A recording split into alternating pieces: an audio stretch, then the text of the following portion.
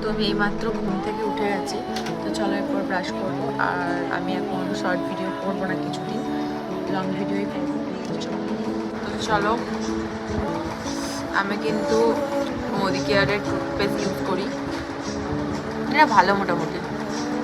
বেশ অনেকটা দিন পরেই তোমাদের সাথে কিন্তু আমি বড় ভিডিও শেয়ার করছি। ভাবছি এরপর থেকে শর্ট ভিডিও করাটা বন্ধ করে দেবো, কারণ শর্ট ভিডিওর জন্য আমার চ্যানেলের অনেকটা ক্ষতি হয়ে গেছে।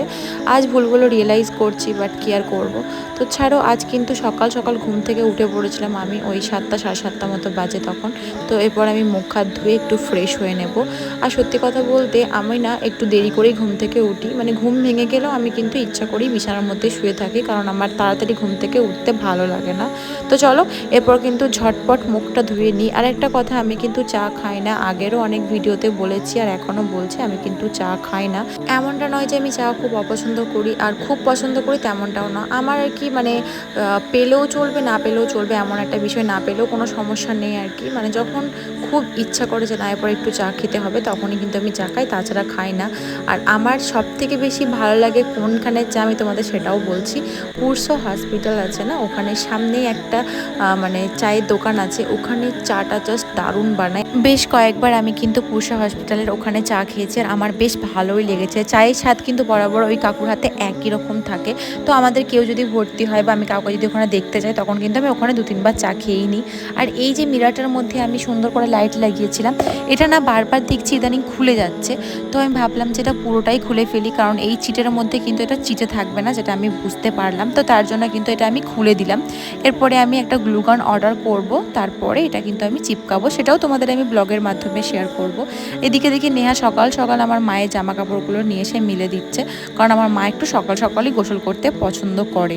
আর আমি বললাম আমি চা খেতে পছন্দ করি না, কিন্তু নেহা আমাকে বলছে যে আমি চা নিয়ে আসছি, আমার সাথে খাবি চল। আর এদিকে আমি ভাবলাম ও যতক্ষণ না আসছে ততক্ষণ আমি একটু নিমকি খাই, যেহেতু ঘুম থেকে উঠে আমি কিছুই খাইনি আর কাল রাতেও আমি ভাত খাইনি।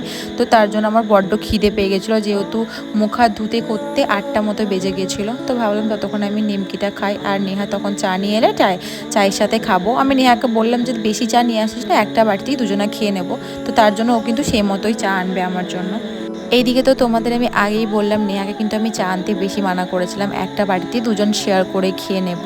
আর এদিকে দুজন মিলে কিন্তু গল্প করছি আর চা খাচ্ছি। আর আমাদের এখানে না এক জায়গায় মেলা হবে, তো আমি নেহাকে ওটাই বলছিলাম, এরপর কিন্তু প্রতিদিন কলেজ যাব, শ্যুট করবো, তাই আমি এখন রেডি হচ্ছি। ফুল রেডি হয়নি, আই মেকআপটা জাস্ট করছি, এখনও হয়নি কমপ্লিট। তার আগে লিপস্টিকটা পরে নেব। এত কষ্ট করে এত সাজগোজ করার পর মাত্র 2টো শ্যুট হয়েছে, এখনও 6টা শ্যুট বাকি আছে। আর এইরকম মেকআপ মনে হয় আমি জীবনে প্রথমবার করলাম, এত বিচ্ছিরি টাইপের। তো এটাই আমার কী বলবো, ভয়ঙ্কর। এরপর আমাকে যে ভিডিওটা শ্যুট করছে তার জন্য আমাকে এরকম মেকআপটা করতে হতো। তো এত কষ্ট করে সাদার পরই 2টো হয়েছে, এখনও অনেক শ্যুট বাকি আছে। তো ছাদে চলে এসেছি শ্যুট করতে, এটা দেখলে বুঝতে পারবে। ছাদে এসেছি, তো বাকি শ্যুটগুলো কমপ্লিট করি। এতদিন ধরে তোমাদের আমি বলতাম যে আমার ড্রাগন গাছে ফুল আসছে না কেন, ফুল আসছে না কেন। তো আমি বহুবার কাটিং করার পরে ফাইনাল একটা রেজাল্ট পেয়েছি, তোমাদের যারা দেখাই সেটা আমি। আমার ড্রাগন গাছে ফুলগুলো বরাবরই খালি মরে যাচ্ছিল। তো আমি একটা দিদির ভিডিও দেখি, ত্রিদিশা নাম তার। তো ওর ভিডিওতে বলছিল যে নাকি ড্রাগন গাছগুলো কিছুদিন পর পর কাটিং করতে হয়। তো আমি সেই নিয়ম অনুযায়ী কাটিং করেছিলাম। তো চলো, আমি কিন্তু ভালো ফল পেয়েছি, তোমাদের দেখাই আমি কীরকম রেজাল্ট পেয়েছি। তোমরাও কিন্তু ড্রাগন গাছ সপ্তাহে 2বার কাটিং করো, তাহলে কিন্তু খুব সুন্দরভাবে কিন্তু তোমার ড্রাগন গাছে ফুল আসবে। তো চলো, এবারে কিন্তু ফুলটা মাশাআল্লাহ মরেনি আমাদের, তোমাদের দেখাই। 1 2 3, এটা হচ্ছে আমাদের ড্রাগন গাছে ফুল ফাইনালি। মানে এবারে কিন্তু মরেনি, বাট এই পিঁপড়েগুলোর জন্য প্রচণ্ড পরিমাণে অতিষ্ঠ হয়ে আছি আমি। কী যে করবো পিঁপড়েগুলোর জন্য, এত উপর থেকে জল মারছে তবু পিঁপড়েগুলো যাচ্ছে না। তো চলো, এটা একটা, আর একটা তোমাদের দেখাই। 1 2 3, এটা একটু বড় হয়েছিল মাশাআল্লাহ। এটার মধ্যে কিন্তু কালো পিঁপড়ে আছে, একটু ক্লোজ থেকে দেখো, একটু ক্লোজ থেকে দেখো। তো আমি কিন্তু এই গাছটা তো কাটিং করেছিলাম, তোমরা দেখলে বুঝতে পারবে। এখন কিন্তু তো তার জন্য হয়তো সুন্দর মতো করে বেরিয়েছে, জানি না, সবই আল্লাহর ইচ্ছা। তো ভালো হয়ে আছে এখনও, মানে কোনো কিছু ক্ষতি হয়নি, আল্লাহর কাছে এটাই জানি। এবারে প্রথমবার যেন আমরা ফলটা পাই। তো এটাও আমি কেটেছি, আর এদিকটাও আমি কাটিং করেছি, তোমাদের দেখাই।